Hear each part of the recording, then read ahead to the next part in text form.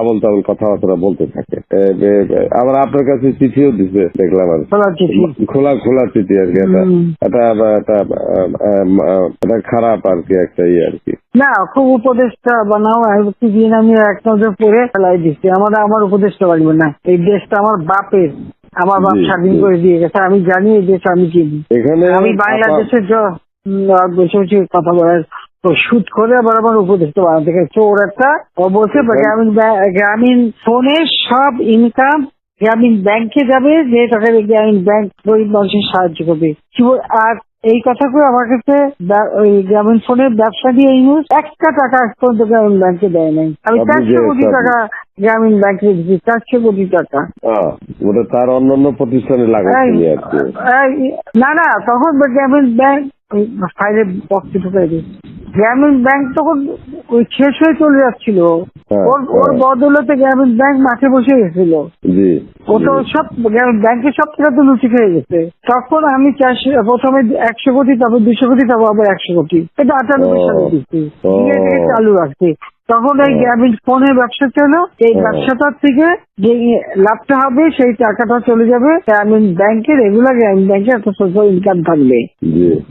এই বলে ব্যবসা নিয়ে তখন যখন ব্যবসা নাই, তোমার বলে রাখি, যদি কোনদিন প্রশ্ন ওঠে বলতে পারবা, 51% মালিক হলো বাংলাদেশ আর 49% হলো নরওয়ে কোম্পানি।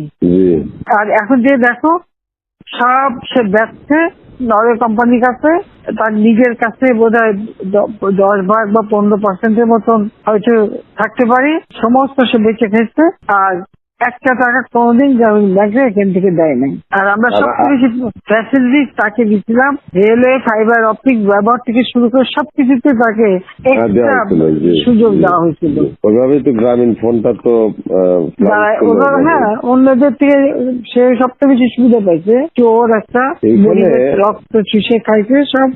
আমি বলছি যে রক্ত শোষা, গরিবের রক্ত শোষা।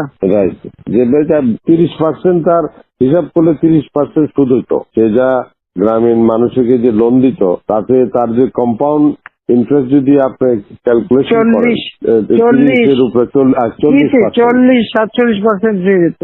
দেখে এমন হয়, তাহলে আর লোকের আর কি থাকবে, ও তো গরিব আরো বেশি করে হয়ে যাবে। হিলারি ক্লিন্টনে, তোমরা তো ইতিহাস যাও না, হিলারি ক্লিন্টনে নিয়ে গেছিল যশোরে, তার হাত দিয়ে গ্রামীণ ব্যাংকে ঋণ দেওয়ালো। এরপর সেই লোকগুলি সাধারণ গরিব লোক, হরিজন গ্রুপ, তারা ওই এলাকায় আর থাকতেই পারে নাই, কারণ ওই ইন্টারেস্ট দিতে তারা ফকির হয়ে নিজের যে বাড়িঘর ভিটা মাটি তাও কেড়ে নিয়ে গেছে। তারপরে তারা ওই এলাকার থেকে হারায় গেছে। দেন আমি খুঁজছি, একজনের পাশে খাগড়াছড়ি, সেখানে যে এসে কাজ করে খায়, আর একজন বোধহয় নীলফামারী নদী আসবে কোথায়, যে এরা ওই পরিবার সদস্য ওই এলাকা থেকেই